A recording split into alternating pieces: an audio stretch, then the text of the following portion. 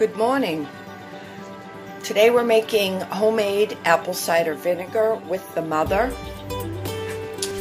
First you want to get your apples, preferably organic is preferred, but not necessary. You can use any type of apple that you want. I used Gala apples for this batch. This container, I put 9 apples. I washed them,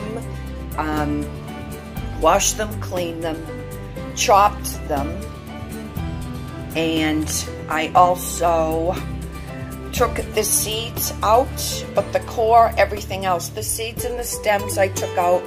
You can see a seed or two is in this container.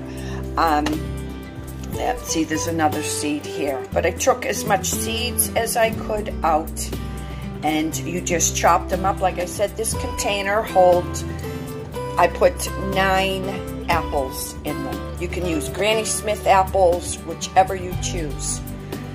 Now, after I did that, for each apple that you put in your jar, I just want to make a big batch, so I got a big jar, but you can use any jar that you want.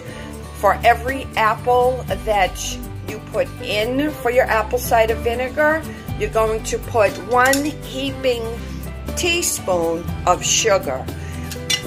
So after you get all your apples washed, chopped up, de-seeded, de-stemmed into your jar, for every apple that you have in your container, you're going to put 1 heaping teaspoon of sugar. You also want to put spring water, filtered water. I wouldn't suggest using tap water. If tap water is your only option, then just fill a container up with water, leave it on your counter overnight for whatever chemicals or whatever to dissipate throughout the night, and then you can use your tap water. I went out and got some spring water to make my life more easy. So I got my apples in my jar, chopped up, cleaned up, de-seeded, de-stemmed. I filled this with some of my filtered spring water, clean water. Like I said, you can use tap water. 1 heaping teaspoon of sugar per apple. So I poured some water in here. I put 9 heaping teaspoons of sugar in with the water, stirred it till it was all dissolved, and then poured it over my apples, and then proceeded to fill the rest of this container up with my water. Then you want to cover it. You can use a piece of cloth. I'm using a coffee filter, and put an elastic on top. Also, when you're filling your jar, you do not want, let me take this off, you do not want to fill it to the top, because over the next few weeks, this is going to start fermenting, and it's going to bubble up, and there's going to be some foam around the top. This is a normal part of the fermenting process. So make sure you don't fill it all the way to the top. And as far as the water, you want to cover it. It's going to float a little bit on top, but that's fine. Actually, I'm going to put a little bit more water in here. Oh, no, actually, that looks good. I might put another drop or 2 on water just to make sure it's covered. Now, every day, I'm going to have this covered, whether you use a cloth or a coffee filter. I'm going to use a wooden spoon. Anything wooden, I would not suggest using a metal spoon. Every day you're going to poke at this and stir this up, because if it sits, you might get some mold that grows on top, which is normal. Eventually, over time, the vinegar is the bacteria, the mother is going to in other words, the mold over time will go away, but I don't even want any mold growth. So every day I'm just going to kind of poke at this, stir it around a little bit. So this is going to rest on my counter. You don't want to keep this in direct sunlight. So I'm just going to keep this on my counter covered every couple of days, every day, every couple days for the first 2 weeks. I'm just going to kind of check on it and poke at it. And super simple. So we'll be back in a couple of weeks, and this whole process is going to take 1 month. So we'll have another video and an update to how it's coming along. And I just want to practice these things. It's so simple. I'm like, you know what? I want to learn how to make apple cider vinegar with the mother. So with that, may you all have a blessed day. Shalom. Okay, we're on day 2 of our homemade apple cider vinegar, and the fermenting process has begun. Within hours, it already started bubbling. I'm going to spin this and see the little bubbles going up there? Let's turn it again and see. This is the fermenting process. I do want to, because this is such a huge jar, I did 1 heaping teaspoon for every apple, which was 9 apples. But shortly after when I gave it some thought, because it was such a big jar, I ended up adding I doubled it. So 9 heaping teaspoons came out to 1/4 cup, and I added another 1/4 cup of sugar to this batch, only because it was such a large jar. And but I just wanted to show you the process here. And I'm going to give this a little stir just to push this all down.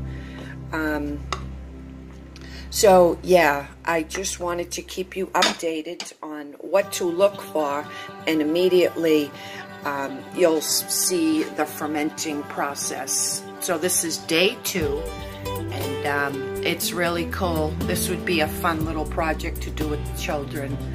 So we will come back in 2 weeks. I also want to show you that the water, the color is already starting to change. So this is day 2. If you make a batch and you're not getting your bubbles, add a little bit more. But rule of thumb, 1 heaping teaspoon. Again, this was a huge batch, so I doubled it. So with that, we'll see you in a couple of weeks. Yeah, you can see it bubbling on the top. It's pretty cool. We'll be back. Stay tuned.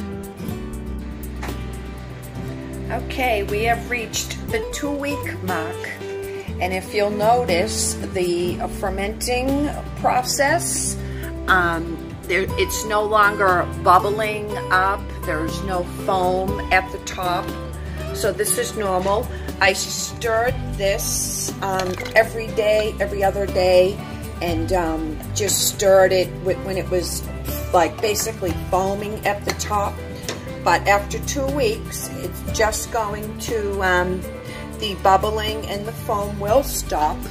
And we're going to let this sit for another 2 weeks. But you can see the change in the color. And also the smell. It smells like, it's starting to smell a lot like vinegar. So we will come back in 2 more weeks, and we'll show you how to strain it and the final process. That's a little seed in there. But yeah, this is what it looks like after 2 weeks. It's coming along good. We'll be back. Hold on. Okay, we're back. This has been sitting on my counter for 1 month. Super easy. This is what it looks like. It's supposed to look cloudy. And what we're going to do is we're going to strain all the apples that are in this out. So I have a mesh strainer, and I'm going to put a lining of cheesecloth over it. And if you don't have cheesecloth, you could use a towel, like a linen type towel or a linen napkin. You wouldn't want to use a towel with all the fuzzies on it like this. Okay, so we're gonna strain this into there, and then I have my bottles. I got these at Marshall's, my favorite store. They were only $2.50. So we got some of those, and I got my strainers. So I'm gonna put this in here. Then I'm going to mash as much juice that's left in the apples out. So we'll be back in one moment with the next step. Hold on.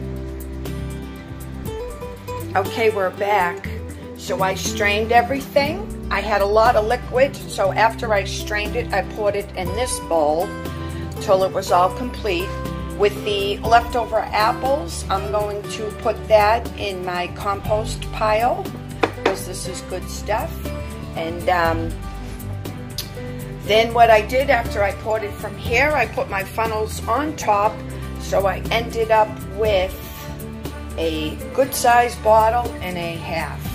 And we're going to do a taste test. Also, whenever you're dealing with it, you always want to use a wooden spoon, nothing, or plastic. Never use metal on your vinegar. Okay, so we're going to do a taste test. Hold on. Okay, we're back, and we're going to do a little taste test with this. Ooh, that's good vinegar. That's some good vinegar. I just want to say, for the amount of homemade apple cider vinegar that I ended up with, I had a big jar, and I used 9 apples, Gala apples, but you can use anything or a combination. But it was like $3.75 for the 9 apples that I bought. And for under $4, I ended up with a lot of apple cider vinegar. This you want to leave in a dark place. I wouldn't store this in direct sunlight. Somewhere either in your refrigerator, if those who like to store, keep it in their fridge, or on the counter. Just I wouldn't leave it in. And this will last forever. This will last you. So homemade apple cider vinegar could not be made easier. And what I will do is the first few steps, I will splice this all together and make a complete video for you. So with that, peace, love, and hugs.